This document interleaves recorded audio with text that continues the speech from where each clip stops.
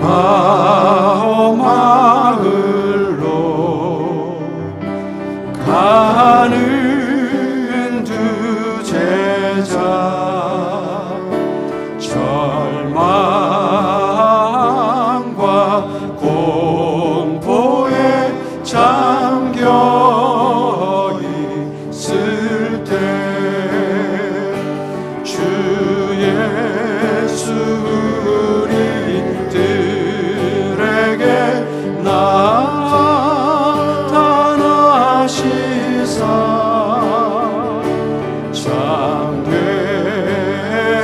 참되신 소망을 보여주셨네.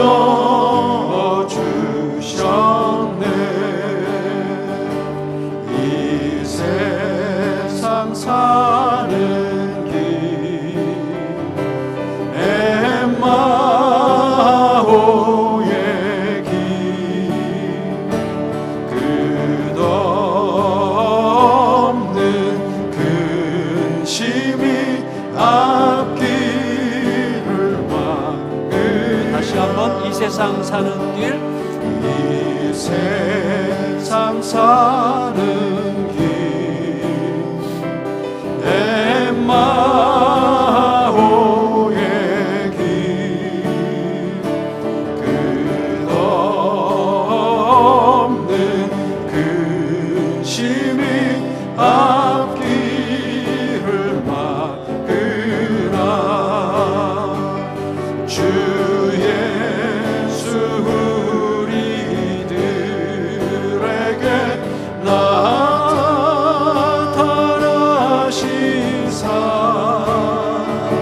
새 소망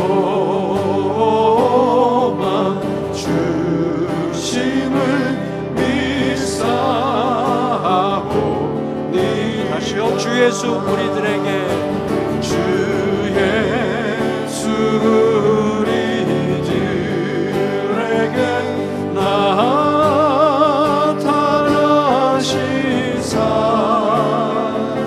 새 소망 주심을 믿사옵니다.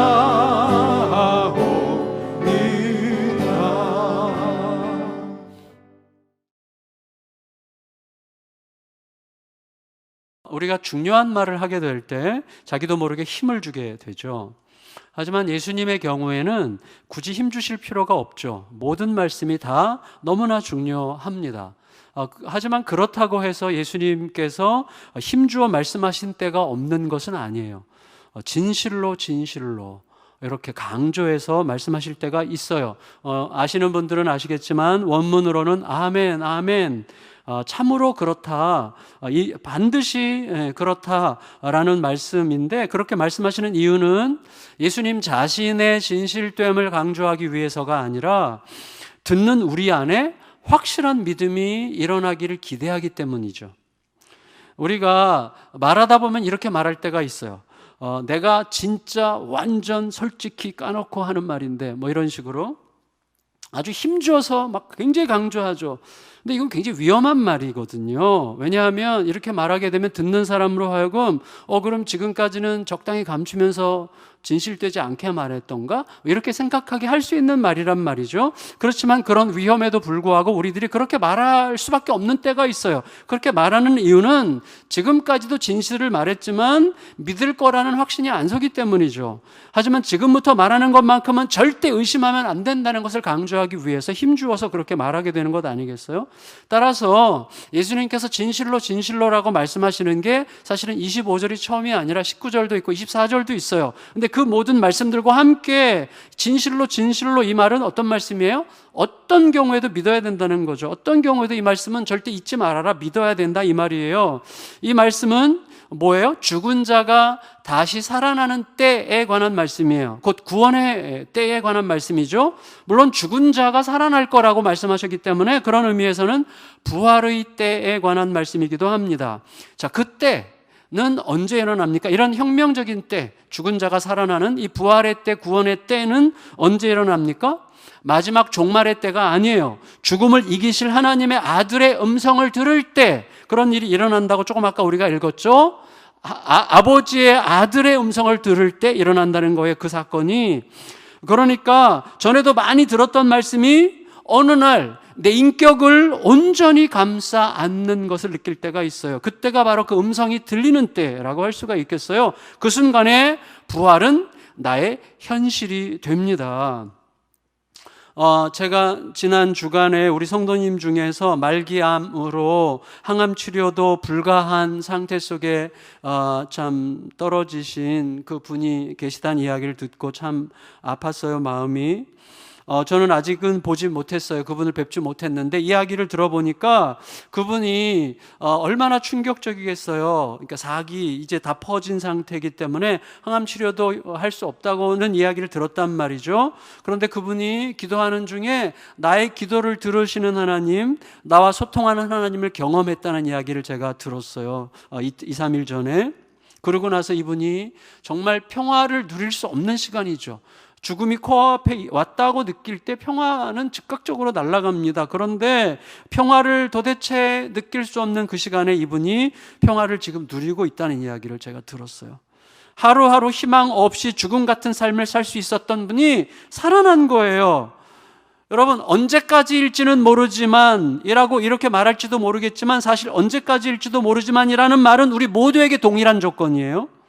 하지만 이분에게는 그때까지의 모든 하루하루가 의미와 평화로 채워지기 시작한 거죠.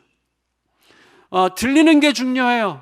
하나님과 내가 소통되고 있다는 사실을 감지하는 게 중요해요. 들리면 믿어지고 믿으면 살아나는 이 들음과 믿음의 신비한 작동이 있는 거예요. 따라서 예수님께서 말씀하시는 죽은 자, 예수님께서 말씀하실 때 죽은 자가 살아내라라고 말씀하실 때 그 죽은 자는 죽었지만 듣게 될 자죠. 그러니까 생물학적 죽음을 얘기하는 게 아니죠. 죽었지만 듣게 될 죽은 자예요.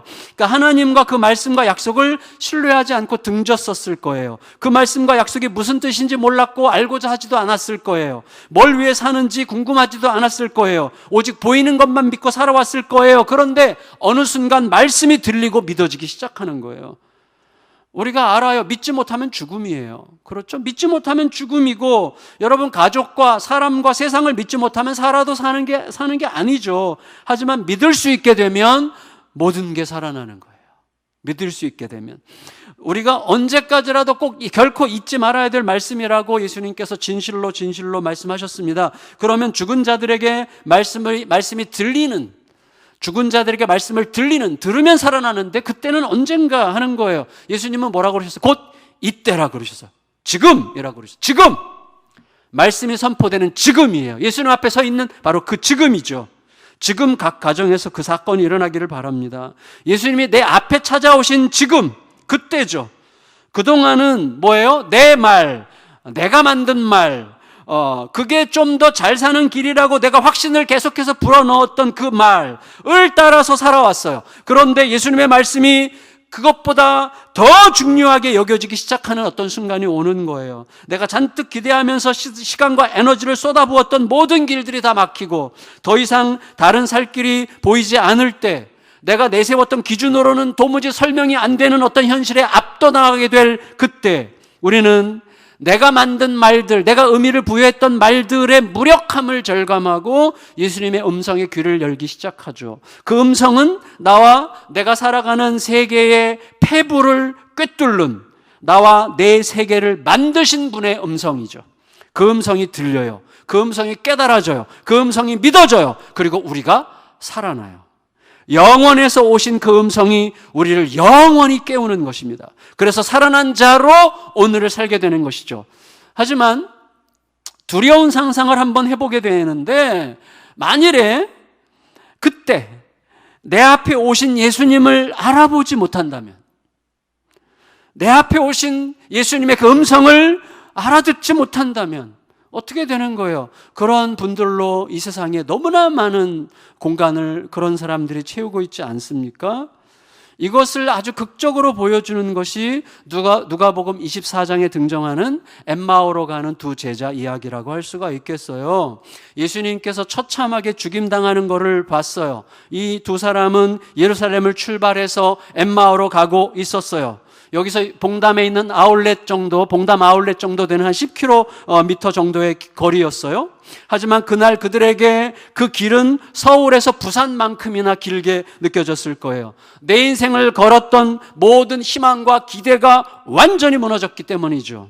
내 희망의 주인공이 밀란 모의 및 선동죄, 성전 모독 및 신성 모독죄로 강도들과 나란히 십자가에 달려서 처참한 공개 처형을 당한 것입니다. 희망은 무너져 내렸습니다. 이들의 미래는 문을 닫았어요. 우리가 예측할 수 없는 이들의 앞으로의 삶은 어때요? 이들의 앞으로의 삶은 우리가 절대로 예측할 수 없지만 만일에 예측한다면 최선의 경우 그럭저럭 희망 없는 평범한 일상 속에 살겠죠. 최악의 경우 술과 분노와 유다의 뒤를 따르는 자살로 끝날 수 있을지도 모르겠어요. 이들은 어떤 면에서 이미 죽은 자가 된 거예요. 인생을 걸었던 희망이 꺾이는 그 순간 죽은 자가 되는 거예요. 무슨 국회의원 선거에 떨어져도 죽음의 느낌을 느낀다고 어떤 분이 고백하더라고요. 여러분, 희망이 꺾이면 믿음이 증발합니다. 믿음이 증발하면 죽음이 찾아오는 거예요. 사방을 둘러와도 믿을 대상이 없으면 살아도 사는 게 아닌 곧 죽은 자가 되는 것입니다. 그때 그는 생명력 없이 말초적이고 원색적이고 찰나적이고 충동적인 즐거움으로 자기의 공허를 메꾸다가 황량한 영혼으로 서서히 소멸될 것입니다. 그런데 희망의 원천이신 부활하신 예수님이 그들 앞에 찾아오셨어요. 하지만 놀랍게도 이들이 예수님을 알아보지 못하는 거예요. 예수님 알아보지 못해요. 예수님이 달라졌기 때문일까요? 저는 그렇지 않다고 생각합니다. 제가 종종 경험하는 건데요. 여러분도 아마 가만히 생각하고 주의 깊게 이것을 의식하고 여러분 자신을 관찰한다면 똑같은 것을 발견할 가능성이 많은데, 뭐냐면 제가 어떤 물건을 찾을 때 물건 본래의 모양과 색깔 대신에 내가 그런 모양일 거라고, 그런 색깔일 거라고 내가 임의로 예상한 모양과 색깔을 염두에 두고 그걸 생각하면서 찾는 경우가 있어요. 놀랍게도 바로 눈앞에 두고도 못 찾습니다. 진짜 놀라워요. 제가 깜짝 놀랄 때가 여러 번 있었어요. 아, 그게 이 모양이었구나, 그게 이 색깔이었구나, 나중에 알게 돼요. 근데 내가 의미를 부여한 색깔과 모양을 생각하면서 찾으면 눈앞에서도 못 찾는 거예요. 그러니까 우리는 자기를 믿을 수 없어요. 우리는 내가 생각한 방식으로 누군가를 보거든요. 내가 보고자 하는 방식으로 어떤 사건을 들여다보거든요. 그러니까 우리는 무엇을 객관적으로 볼 수 없는 자들이에요. 여러 번 말씀드렸지만 눈앞에 두고도 못 찾아요. 내가 생각한 대로가 아니면 우리는 보면서도 못 보고 들으면서도 못 듣습니다. 부활하신 예수님에 대한 세상의 반응이 그런 거예요. 내면에 죽은 예수로 가득한 자들에게는 부활하신 예수님이 보이지 않는 거예요. 보면서도 못 알아보는 겁니다. 여러분, 그러면 이 두 제자가 부활하신 예수님을 알아본 때는 언제예요? 예수께서 그들에게 떡 떼어주시는 순간이었어요. 누가복음 24장 30절 31절 같이 읽어보겠습니다. 시작. 그들과 함께 음식 잡수실 때에 떡을 가지사 축사하시고 떼어 그들에게 주시니 그들의 눈이 밝아져 그인 줄 알아보더니. 여러분, 떡에 기억을 일깨우는 특수 성분이 있었던 건 아니겠죠. 떡을 떼어주실 때 이전에 예수님과 함께 했던 어떤 장면이 떠올랐을 게 분명합니다. 그리고 그 장면을 생각하자마자 엠마오로 걷는 길에서 예수님께서 내내 풀어주셨던 구약의 말씀들, 메시아의 고난과 죽음과 부활을 예고하는 모든 구약의 말씀들을 들을 때 자기들의 마음이 무척 뜨거워졌었다는 사실을 새삼 기억하게 되는 거예요. 누가복음 24장 32절 같이 읽겠습니다. 시작. 그들이 서로 말하되 길에서 우리에게 말씀하시고 우리에게 성경을 풀어주실 때에 우리 속에서 마음이 뜨겁지 아니하냐 하고. 자, 떼어주시는 떡을 통해서 자기 몸을 내어주리라고 말씀하셨던 예수님을 알아보게 됐고, 들었던 말씀의 의미들이 불같이 일어나자 닫혔던 희망의 눈이 다시 떠졌고 내일을 향해 죽었던 마음이 다시 살아나는 거예요. 죽었던 자들이 다시 살아나는 거예요. 그 살아남으로 그들은 영원히 죽음에 삼켜지지 않을 자가 됐죠. 그런데 사실은 그 과정에서 사실 한번 위기가 있었어요. 위기가. 어떤 위기냐면 누가복음 24장 28절 29절 같이 한번 읽어보겠습니다. 시작. 그들이 가는 마을에 가까이 가매 예수는 더 가려 하는 것 같이 하시니 그들이 강권하여 이르되 우리와 함께 유하사이다. 때가 저물어가고 날이 이미 기울었나이다 하니 이에 그들과 함께 유하러 들어가시니라. 사실 결과론적인 상상이지만 그냥 지나가시려고 하셨어요. 예수님은. 자, 지나가려고 하신 것은 상상이 아니라 진짜였는데 지나가려고 하시는 예수님을 만일에 붙잡지 않았다면, 자, 이건 상상이에요. 예수님은 지나가려고 했어요. 실제로. 그렇지만 그 예수님을 붙잡지 않았다면 어땠겠어요? 떡 떼어주시는 일은 없었겠죠. 그리고 이들의 눈이 떠지거나 말씀을 들을 때 뜨거워졌었던 마음에 대해서 다시 돌아보는 일도 없었을 가능성이 많죠. 만일에 그랬다면 이들은 부활하신 예수님을 만나 놓고도 만나지 않은 자로 사는 거죠. 여러분, 하지만 이들은 감사하게도 찾아오신 예수님, 찾아오신 부활의 주님을 붙잡았어요. 붙잡을 수 있었던 이유가 뭐예요? 예수님께서 풀어주시는 말씀을 통해서 새 희망을 느끼기 시작했기 때문이었을 거예요. 말씀을 더 듣고 싶었어요. 말씀해 주시는 희망 안에 더 깊이 머무르고 싶었어요. 그래서 예수님을 붙잡았죠. 따라서 새롭게 들리는 말씀, 내 온 마음을 예수께로 향하게 하는 말씀, 그들에게 주신 예수님의 말씀은 구약의 모든 말씀이 메시아를 향하는 말씀이었다고 가르치셨기 때문에 우리에게 들려지는 내 온 마음을 예수께로 향하게 하는 그 말씀, 그리하여 새로워진 마음으로 세상을 새롭게 보게 하는 그 말씀을 만나는 시간이 결정적으로 중요한 거예요. 예수님께서 그냥 지나가려고 하셨던 이유는 바로 그것과 깊은 연관성이 있을 거예요. 무슨 말이에요? 예수님은 왜 그냥 지나가려고 했을까요? 그건 여러 번 전에도 있었어요.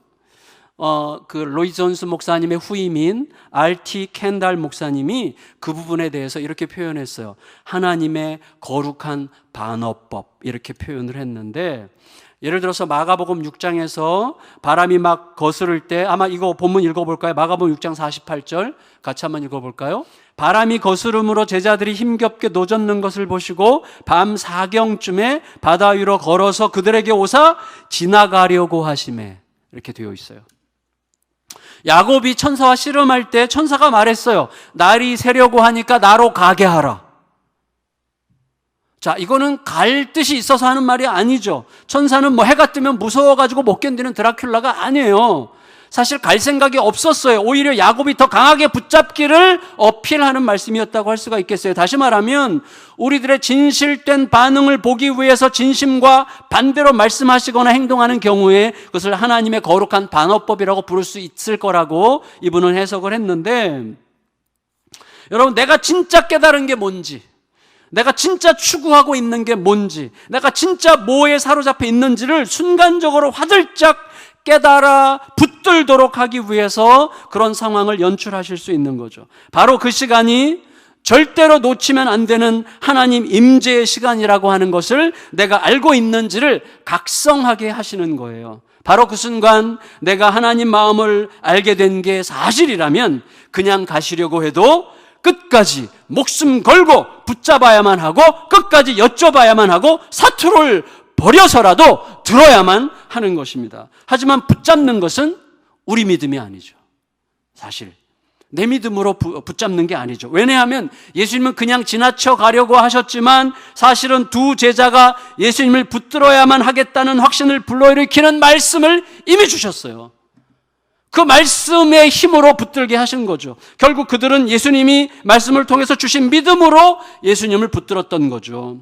우리에게 그 생명의 말씀이 여전히 우리들의 손에 들려있다고 하는 것이 너무나 영광스럽습니다.